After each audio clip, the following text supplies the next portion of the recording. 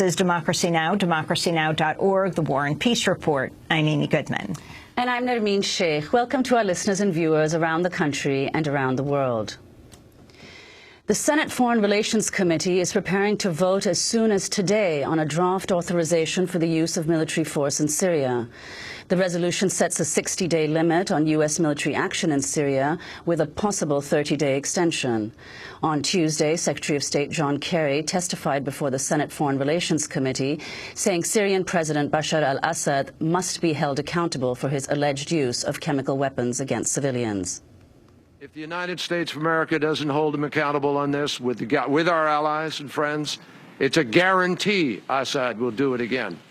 A guarantee. And I urge you to go to the classified briefing and learn that.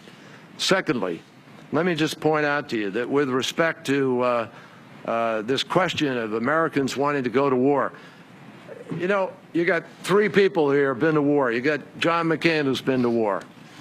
There's not one of us who doesn't understand what going to war means, and we don't want to go to war. We don't believe we are going to war in the classic sense of taking American troops and America to war. The President is asking for the authority to do a limited action that will degrade the capacity of a tyrant who has been using chemical weapons to kill his own people. Secretary of State Kerry testifying before the Senate Foreign Relations Committee. While the Senate's draft resolution includes a provision barring the use of U.S. troops on the ground, Kerry admitted there are some scenarios when the president might decide to send troops into Syria. In the event there was a threat of a chemical weapons cache falling into the hands of al-Nusra or someone else, and it was clearly in the interests of our allies and all of us, the British, the French, and others, to prevent those weapons of mass destruction falling into the hands of the worst elements. I don't want to take off the table an option that might or might not be available to a President of the United States to secure our country. John Kerry later walked back his comments on committing U.S. troops, saying the White House has no such plans.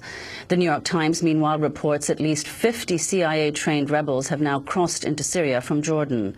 Meanwhile, this weekend, Pope Francis called for peace in a message delivered at St. Peter's Square. He called for Friday to be a day of fasting and prayer for Syria and said, "War begets war, violence begets violence." Ma in questi giorni, with all my vigor, I exhort the international community to make every effort to promote clear proposals for peace in that country without further delay, a peace based on dialogue and negotiation for the good of the entire Syrian people.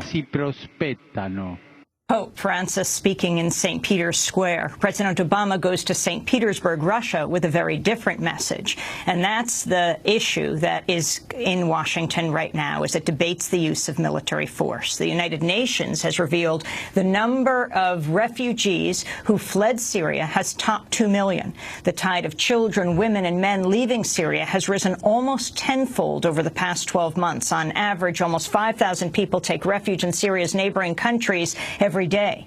The UN warned last month the war is fueling the worst refugee crisis since the Rwanda genocide in '94. 2 million refugees have fled Syria, half of them to neighboring Lebanon. Jordan hosts over 500,000, and there are tens of thousands in Turkey. Overall, the fighting in Syria has killed more than 100,000 people since 2011. More than 7,000 children have died. For more, we're joined by Raymond Offenheiser, president of the International Relief and Development Organization, Oxfam. He's been visiting Oxfam's refugee program in Jordan and Lebanon and joins us now from Beirut, Lebanon. Raymond Offenheiser, welcome to Democracy Now! Can you talk about the situation right now since President Obama has pushed for a military strike against Lebanon? How has that, against Syria, how has that affected the refugee crisis? Well, thank you very much, Amy. It's good to be with you.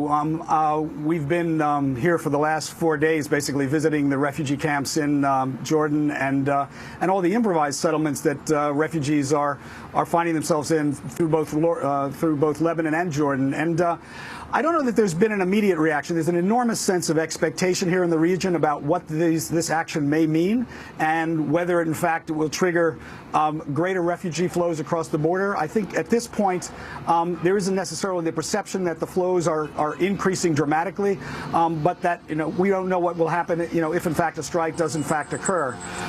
That being said, I think the point you made earlier about the scale of this emergency, the fact that we're talking about 2 million refugees outside the borders of Syria, and we're talking about really some 6 or 7 million IDPs or personnel that are moving around in Syria that are not properly housed, that are in need of humanitarian assistance.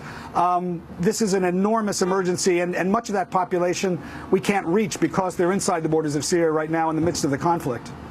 Well, Raymond Offenheiser, you've just been visiting these refugee camps in Jordan and in Lebanon. Can you describe what you've witnessed of the situation of these refugees?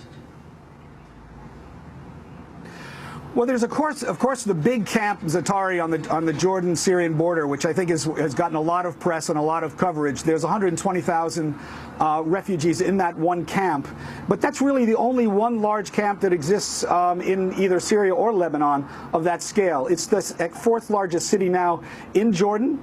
There are some half the residents of that are children. Some 60,000 of 60,000 children in that camp. Only 15,000 of them, for example, are in school at the present time. They're living in a combination of tents or small wooden frame structures. The camp is, I suppose you might say, in reasonably good order, but that belies the fact that many other refugees are making their way into Lebanon and Jordan and trying to find improvised housing in tents in the middle of fields. Others are trying to find very affordable apartments in Amman and other cities or towns.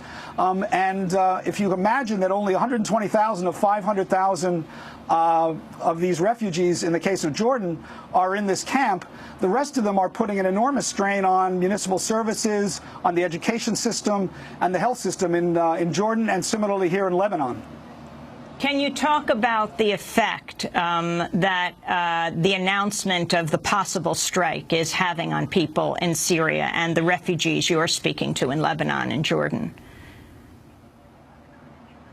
Well, I can't speak to Syria because I haven't been inside the country, and it's been very hard to kind of get any sense of what things look like or how people are feeling there. I think there's a sense of high sense of anxiety, and if you're watching the local cable news networks here, you can sense that because it's being reported and speculated on really 24/7.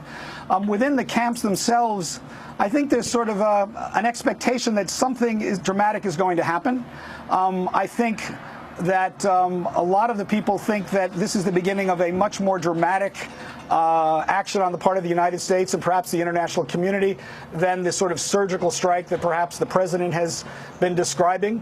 I think what's really clear in the minds of the refugees is they want to go home. They want to go home now. And they are really looking for some sort of a solution, any solution that will really end this conflict and allow them to go home. And are really worried that we're looking at a conflict that could be going on for months, if not years, having this enormous 2 million population outside the country and the IDP population in the country literally vulnerable for months and years to come. And that's not, I don't think that's an acceptable situation. It's not an acceptable status quo. And I think we've got to really move toward driving toward some sort of political solution to end this conflict. So, Raymond Offenheiser, what exactly is Oxfam calling for? What do you think the U.S. should be doing now and the international community? Well, we're deeply, as a humanitarian organization, we condemn the use of chemical weapons and indiscriminate killing of civilians. We're very concerned about the protection of civilians in all of these contexts. That's what our mission is about. That's what we're doing here now. And we recognize, along with the rest of the international community, that the use of chemical weapons is prohibited by international law and it's prohibited by the rules of the law, and that's been the case since World War I. That being said, we also recognize there's a need for some strong and immediate action, but we're not sure that military military action is the answer. I think it's pretty clear that when you strip away all the rhetoric about the military strike, that there is agreement between the Russians and the Americans and the Vatican and the Arab League about the fact that at the end of the day, this is going to require a political solution. Our concern is that a military strike basically likely offers the potential of widening the conflict, turning it into a wider regional conflict, inflicting the potential for more civilian casualties, undermining the trust that's needed to get us a political dialogue going, and prolonging the conflict in ways that are not necessary. So this is not to say that Oxfam has never in the past called for the use of military force to end a conflict that has been out of hand, and we've called for it as you might say, a last resort measure in Rwanda, the Congo, and in Liberia. But in this particular case, we don't think that this meets the 6 criteria we might use to make a judgment about whether, in fact, this is appropriate or not. We think this is the moment in which the president in St. Petersburg today, or at the start of the G20 talks, ought to be trying to pull the international community together and start that political dialogue and restart the Geneva talks. And the issue of U.S. support for aid for Syria, humanitarian aid, is this an issue for Oxfam and other groups? Well, I think the UN has made an appeal for humanitarian aid that is quite substantial, and only about 30% of that has been met. And I think we're seeing on the ground what the implications of that are for the refugees. And this is a very challenging crisis because of the fact that it's not a situation where we're seeing the large kind of camps that we've seen in other contexts, but we see families, moving into, families that have moved out of urban areas, moving into urban areas in Lebanon and Jordan, and trying to find ways of making a go of it. They don't necessarily have the right to work in these countries, although they do have access to services. And while the aid so far has been enabling us to kind of get up and running and the UN agencies to deliver some support, this is not an emergency that I think is going to be sustainable over time in terms of the financial burden it's going to put on the UN system, and certainly the financial burden it's putting on Jordan and Lebanon. And just to give you a simple case in point, I think recently the King of Jordan basically visited with President Obama and made the point that if we were to see something equivalent to what we're seeing in our own country, to what Jordan is experiencing, it would represent 20 million Canadians crossing the border into the city of Buffalo, and the city of Buffalo and its environs having to receive that population and accommodate it. Or another way of looking at it is in Lebanon. There are 4 million Lebanese. There are 1 million refugees from Syria in Lebanon. And think about what that would mean for our own country if we had to absorb that kind of movement of population and do it over months and perhaps even years. So the scale of this crisis is enormous on the borders of Syria for all these countries.